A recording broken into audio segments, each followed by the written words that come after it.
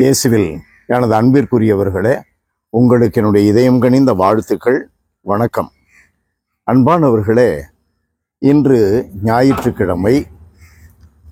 ஆண்டவர் இயேசுவினுடைய அற்புதமான வழிநடத்துதலில் நமக்கு ஆண்டவர் கொடுக்கின்ற நற்செய்தி பகுதி லூக்கா நற்செய்தி 17வது அதிகாரம் 11-19. இயேசு எருசலேமுக்கு போய் கொண்டிருந்த வேளையில் கலிலேய சமாரிய பகுதிகள் வழியாக சென்றார். ஓர் ஊருக்குள் வந்தபொழுது 10 தொழுநோயாளர்கள் அவருக்கு எதிர்கொண்டு வந்து தூரத்தில் நின்று கொண்டே, ஐயா இயேசுவே, எங்களுக்கு இரங்கும் என்று உரக்க குரல் எழுப்பி வேண்டினார்கள். அவர்களை ஆண்டவர் குணப்படுத்துகிறார். ஒருவன் மட்டும் வந்து நன்றி செலுத்துகிறான். அவன் சமாரியன். 9 பேரும் குணமடையவில்லையா? அந்நியராகிய அவரை தவிர வேறு எவரும் திரும்பி வர காணோமே. எழுந்து செல்லும், உமது நம்பிக்கை உமக்கு நலம் அளித்தது என்று இயேசு சொல்லுகிறார். அன்பிற்குரியவர்களே, நாம் கவனத்தில் வைக்க வேண்டும். இயேசு கலிலேயா சமாரியா வழியாக எருசலேமுக்கு செல்லுகிறார். புறையினத்தார் வாழுகின்ற பகுதி, கலப்பினமாக யூதர்களும் புறையினத்தாரும் இணைந்து உருவாகிய சமாரியர் வாழுகின்ற பகுதி, இவைகள் வழியாக புனித நகரத்திற்கு எருசலேமுக்கு செல்லுகிறார். இது நமக்கு கவனிக்க வேண்டிய மிக முக்கியமான ஒரு கருத்து. எருசலேம் கடவுளின் நகர், புனித நகர், கடவுளுடைய கால்மனை.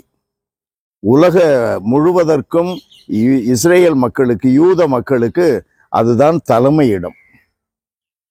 அங்குதான் தாவீது அரசாண்டான், சாலமோன் மற்ற அரசர்கள். அங்குதான் நீதிபதிகள், நீதி தலைவர்கள் வந்தார்கள். அப்படிப்பட்ட புனித நகரத்திற்கு எதன் வழியாக செல்லுகிறார் பாருங்கள். நாம் கவனிக்க வேண்டும். புறையினத்தார் வாழுகின்ற பகுதி, புறையினத்தாருடன் இஸ்ரேல் மக்கள் கலப்பினமாக மாறிய சமாரியர்கள் வாழுகின்ற பகுதி, யூதர்களுக்கு ஒவ்வாத ஒரு இனம். அதன் வழியாக செல்லுகிறார். நமக்கு எல்லாரும் வேண்டும். We are Catholics. We have to embrace everyone. எல்லாரையும் நாம் அரவணைத்து செல்ல வேண்டும். நல்லவர்கள் இருப்பார்கள், அதில் தீயவர்கள் இருப்பார்கள்.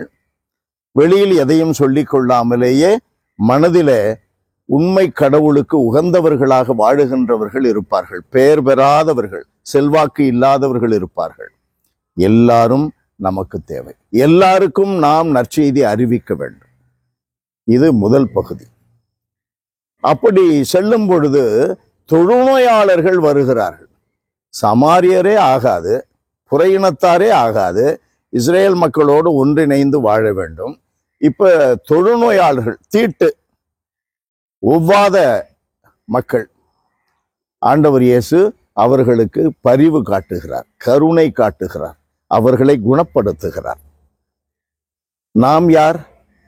கிறிஸ்தவர்கள் என்றால் என்ன? பாவிகள் தானே, சாதாரண படைப்புகள் தானே.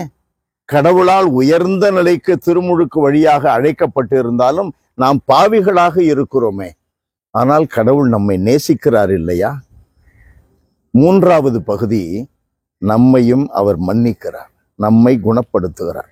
நன்றியோடு வாழ வேண்டாமா? எல்லாம் வல்லவரே, உம்மை போற்றி புகழுகிறோம். ஆண்டவரே, எவ்வளவு நன்மைகள் செய்துள்ளீர். எங்களை தேர்ந்தெடுத்தது, எங்களை படைத்தது, எங்களை தேர்ந்தெடுத்தது, எங்களை வழிநடத்த உம்முடைய தூய ஆவியானவரை கொடுத்தது. எத்தனை வியப்புக்குரிய காரியங்களை செய்திருக்கிறீர். ஆனால் எங்களுடைய வார்த்தைகள், செயல்கள், சிந்தனைகள், மறைவான வாழ்க்கை உமக்கு ஏற்றதாக இல்லையே. ஆனாலும் எங்களை வழிநடத்துகிறீர். ஆண்டவரே, உம் திருப்பத மலர்களில் சரணடைகிறோம். எங்களை ஏற்றுக்கொள்ளும். இயேசுவின் நாமத்தில் ஜெபிக்கிறோம் பிதாவே. ஆமென், ஆமென்.